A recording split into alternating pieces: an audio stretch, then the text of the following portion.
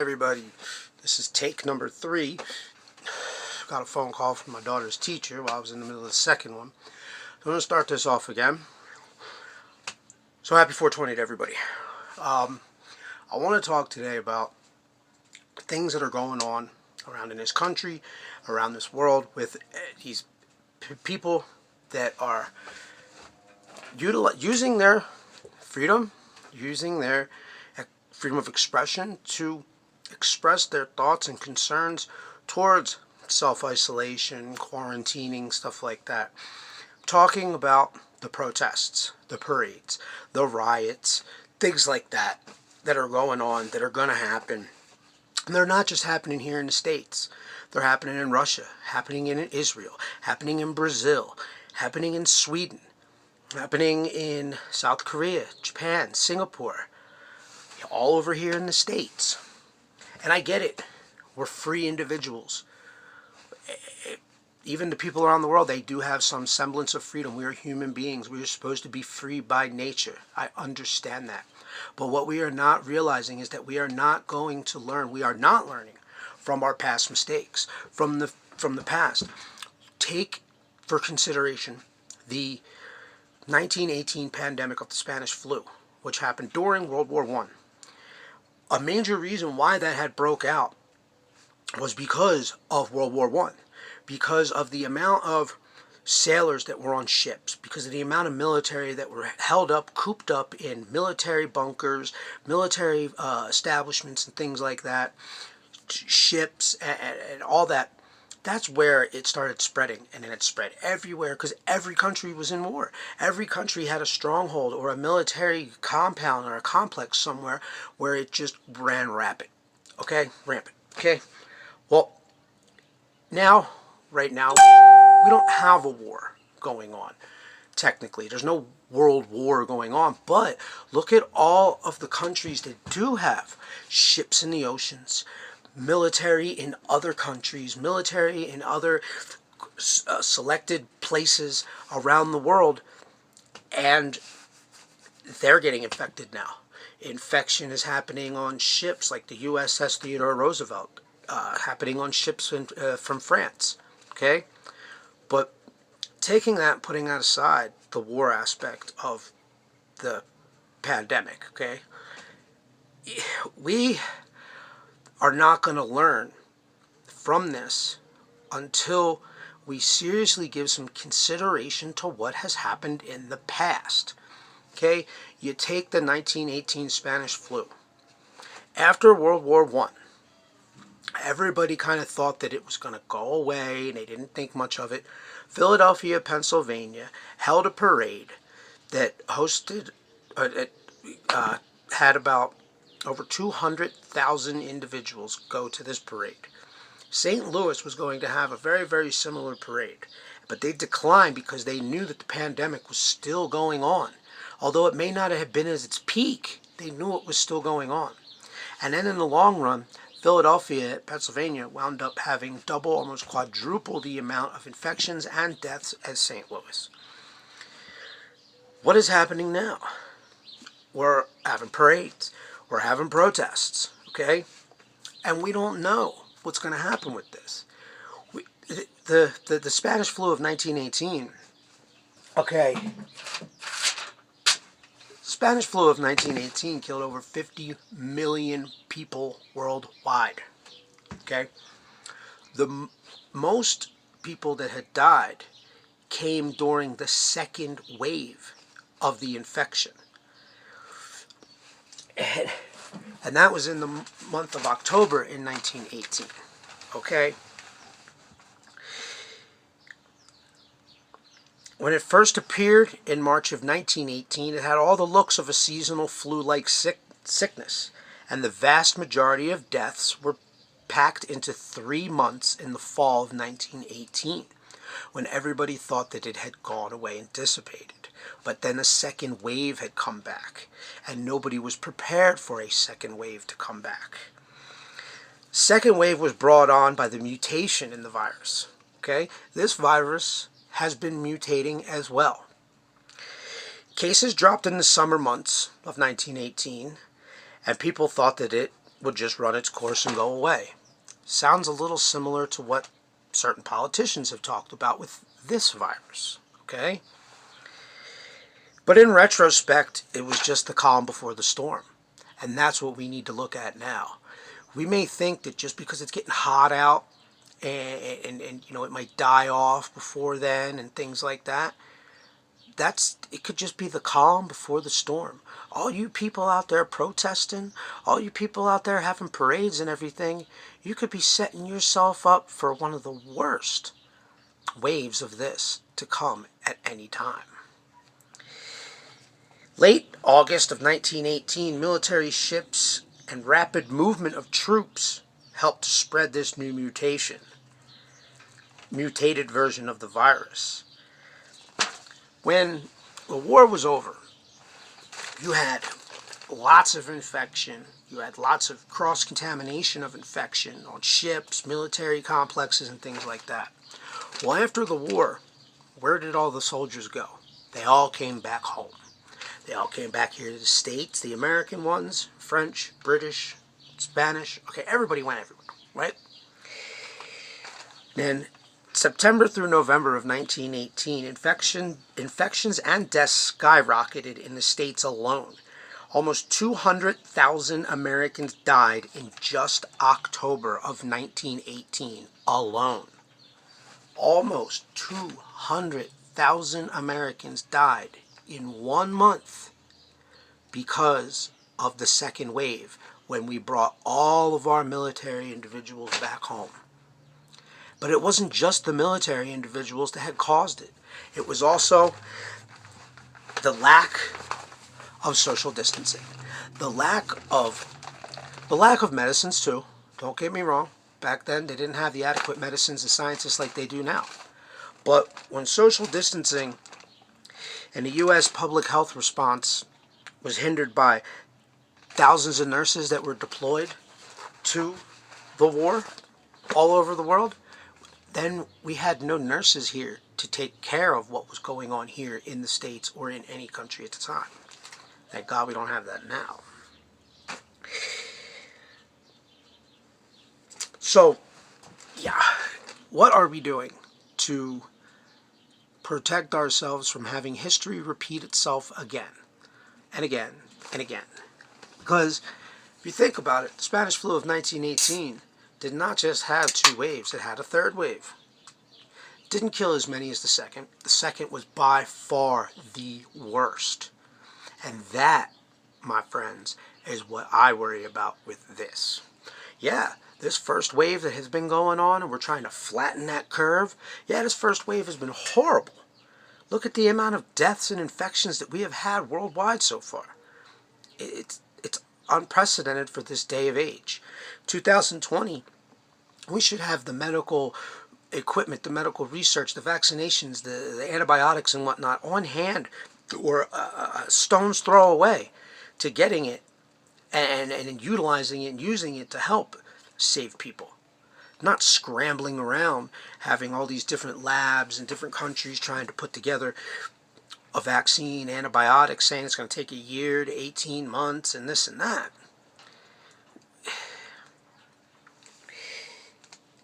Because that is kind of something that happened in 1918 as well.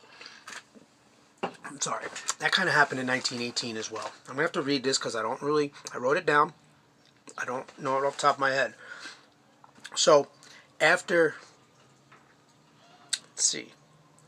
In 1890, a global flu, a German physician, Richard Pfeiffer, found all patients carried the same strain that he called H. influenza. When Spanish flu hit, scientists were determined to find a cure, dumping millions of dollars in state-of-the-art labs, all for nothing. Kind of reminds you about something going on now. December of 1918, the second wave was over, but the pandemic was far from gone. Third wave popped up January of 1919 in Australia, and it worked its way to Europe, and then it worked its way over here to the States. The mortality rate of the second and third waves were both just as high. Now, like I was saying, the lack of isolation. People started to ignore social distancing rules during the 1918 pandemic, leading to the second and third wave of infections. And that, I believe, is what's going to happen with this. And I think and I say we need to stay vigilant to social distancing during these times. The second and third wave of infections killed more than the first wave by far. Places that ignored social distancing rules saw more cases. I believe that's what's going to happen now. We need to learn from history, okay? The parades after World War I enabled the resurgence of Spanish flu, as well as the military coming back, bringing it with them. Like today, schools, businesses, and public places are closed, and these actions were largely successful in slowing the spread. The same thing that you hear from Dr. Peter Hotez, Dr. Sanjay Gupta, Dr. Anthony Fauci, Dr. Michael Osterholm. All of these medical professionals and scientists say the same thing, that by us performing proper social distancing and social isolation measures, we can mitigate and lower the spread of this disease. But if we don't take those measures, we're only going to see a rise in cases and another wave on a wave on a wave. So, and that's, I mean, and with this, okay, and with this disease, coronavirus, COVID-19, SARS-CoV-2, is more contagious than the flu. As I had said in another video, the molecule for the influenza virus has a mucous membrane around it that covers and coats the little receptor crowns. The coronavirus does not have that, and it's a lot bigger. This is a lot worse than the flu, okay? No matter what anybody says. You have to take the death rate with a grain of salt until we have enough information. This SARS-CoV-2 is a rapidly evolving situation. Numbers and estimates are likely to change when we learn more. Same thing happened during the 1918 pandemic. You don't think that it just started one day and they said, okay, we already know 50 million people are going to die. This is what's going to happen. It's going to go worldwide and then it's going to come back and we're going to have X amount of waves and da-da-da-da-da. No. They had to take it day by day, trying to find antibiotics, vaccines, social isolation, quarantining, this and that. The same thing is happening now. But nobody's realizing it.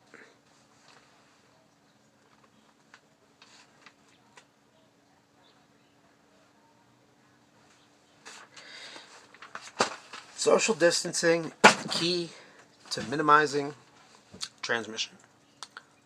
Plain and simple. All you people that are out there parading it up, barbecuing it up, going to the park with your kids, taking your kids to Walmart, just all of it. Just stop. You're going to get infected. You're going to get sick. Even if they say the curve is flattened and it's all going away, they say, or whatever, you listen to the Trump administration and everything. No, it's not going away. It's not going anywhere. It will be back. We will have a second wave. We will have a third wave. We will keep having infections coming and going, rates and statistics, high, low, back and forth, deaths, infections. It's going to keep going on until we have three things. 100% adequate testing across the board, a reliable and viable antibiotic, and a reliable and viable vaccination. Plain and simple. Without those three things, this will just keep coming back over and over again. And before those three things, especially antibiotic and vaccine, are made and dispersed throughout the world, we need to practice social distancing. We need to practice proper hygiene, cleaning our hands, taking showers, washing our faces after we wash our hands, making sure your little snot-nosed kids, my snot-nosed kids, are clean on a regular basis. Just can't stress it enough. What these people are doing out there, starting parades and protests and everything, I find it appalling. I find it asinine. You guys can have it, though. You want to do it? Go ahead. And when you guys all get sick, I'm going to sit here in my house, and I'm going to laugh my ass off when you're in the hospital dying. I really am. And that goes for the politicians, the governors and the mayors that are out there talking and all this stuff.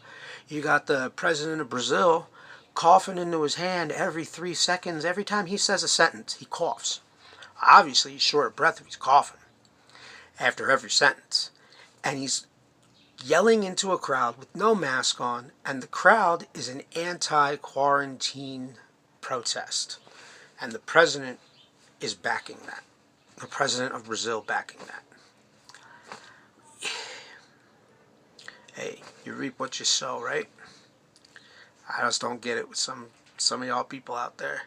Stop doing whatever the hell you want. This is not going to miraculously go away. This is not miraculously just, because it gets warm out, it's not going to be there anymore. Think for one second, okay? Somebody tries telling you, oh, it won't live in over 80 degree weather. How could that be when it gets in your body and your body's 98.6 degrees? Wouldn't it die automatically when it got in your body if it can't live in 80 degree weather? Your body is almost 20 degrees hotter than that. And I live out here in the desert. 70 degrees almost here every day. This virus is still all over the place. Take sub-Saharan Africa. 80 to 100 degree weather. Where it was, Australia a while ago when Tom Hanks had it, they were in the middle of summer. 90, 100 degree weather. Don't buy into any of the misleading information either. You want to learn, you want to get proper information, read, do your own research, and do research on the history of what we have gone through and what we will go through again and again and again if we do not learn from our mistakes. Notes, I'm out. If you want to donate for anything for this, please donate to redcross.org. They're helping our healthcare professionals on the front lines, helping them with PPE, helping them with food, helping them with accommodations for living arrangements and things like that. Please go redcross.org and help them. Make a donation if you can. Please, people, learn from our mistakes of humanity. Yeah, that's what you need to do. Do your research and learn from the mistakes that humanity has made in the past. This is Notes, and I am out. I hope y'all have a great day. Oh, and happy 420.